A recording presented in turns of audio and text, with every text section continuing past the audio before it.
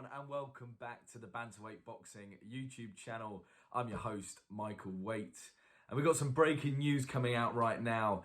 Vergil Ortiz, the young prospect, the superstar coming out of the Oscar De La Hoya stable of fighters, has pulled out of his fight on Saturday night. He was meant to be fighting Michael McKinson, a British fighter, undefeated, but the fight has been pulled.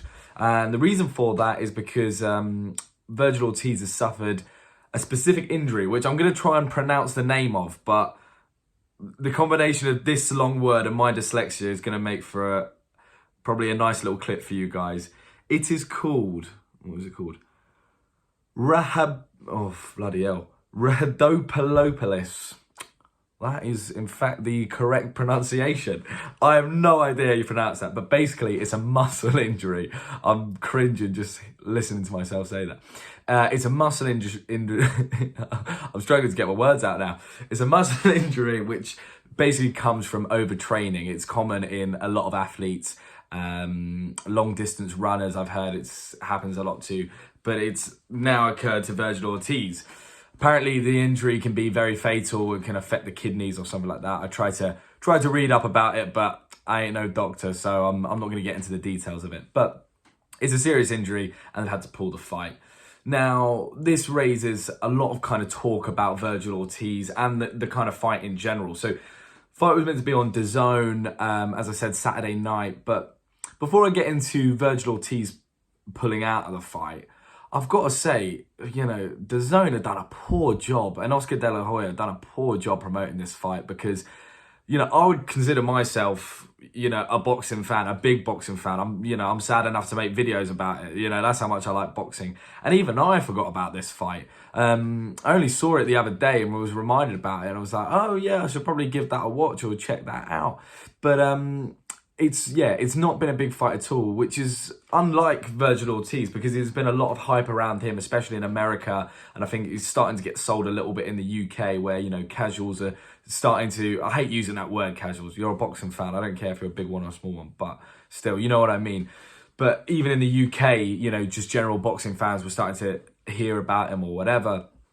But the fight seems to have really lacked popularity, and there's kind of speculation that the reason why they might have pulled this fight is because of maybe the lack of ticket sales it's done, and, you know, how close this announcement's come to the actual, you know, him pulling out, how close it is to the actual fight. Maybe it's to do with the ticket sales or something like that.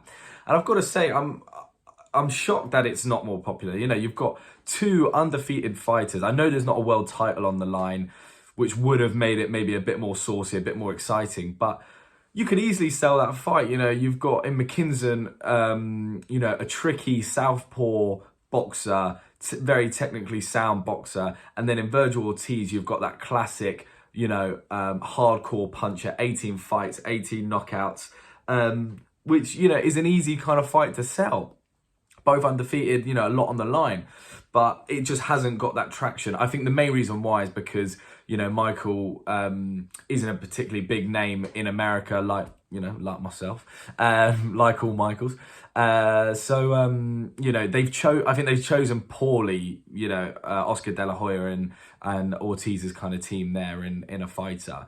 And that's why I think it's probably not gained that much popularity. Saying that, I don't think Vergil Ortiz has pulled out of this fight because lack of ticket sales. I've read this online by a few people, but I don't buy into that at all. If you look at some of the interviews in the build up to the fight, he looked very ill. He just looked ill. He put on a brave face, but I think it's come to a point where he's had to pull out, and I respect that. I'm not one of those guys who are like, oh, they should fight on whether they're injured or not. You know, they should just do what they can, get in the ring. He'd probably, you know, people would say even a 80% or 60% Ortiz could beat him or whatever. I don't buy into that at all. If you're not fit for the night, you do the right thing, you pull out, you don't do any more harm to your body, to your career, and you reschedule the fight and get it going. There's no shame in that. So fair play to him for pulling out, and he does a whole apology and all of that. I think he's pretty gutted himself to pull out, but it has happened. The other thing I want to talk about with Vergil Ortiz is with this muscle injury, you know, occurring. This is a young guy. I can't remember exactly his age, but, you know, his early 20s or whatever. yeah, he's 23 years old. Bloody hell, he's a year older than me. God, doing a lot more. But what I do worry about slightly is an injury like that. Don't worry, I'm not going to try and pronounce it again. But this is an injury when I read up about it, it's a long-term injury from, you know, overwork of the muscles, overtraining over a long period of time. So to be having that injury so early on in your career is a bit of a red flag. And one thing people have been talking about is it possibly to do with the weight cuts? You know, at the moment, Vergil Ortiz is fighting at 147. He's 5'10", which, you know, you do get a few, you know, they do get welterweights 5'10", 5'11", but they're usually quite skinny. But Ortiz is a wide guy, like he's very filled out for that weight. And maybe there's question marks over, are these weight cuts killing him? You know, is he trying to continue to fight at welterweight? And as a consequence of that, he's destroying his muscles, basically. I think there could be some credibility in that, considering he's such a hard hitter at 147. He's not gonna want to move up to 154, where, you know, clearly his strongest attribute is his knockout power. You know, he's had 18 fights and knocked out all of them. That is very rare at welterweight. So I think he's worried about moving up to that super welterweight where you've got the kind of Jamel Charlos, other big bangers who, you know, might be able to deal with the power a little bit more. He suddenly goes from a smaller guy, you know, a big guy in that weight division to an average super welterweight. But it may be something that he has to consider because, you know, these kind of injuries early on in your career are just going to stunt your career completely. And it may seem short-term the best move to stay at welterweight, but in the long term, it may halt his career. But we'll see. Hopefully we see Vergil Ortiz back in the ring soon. Really like this fighter. You know, exciting stuff coming out of that, you know, coming from him. So yeah, we'll see. But anyway, thank you very much for listening. Please like and subscribe. We're trying to grow this channel. Let's get to 100 subscribers. Thank you all for listening and goodbye.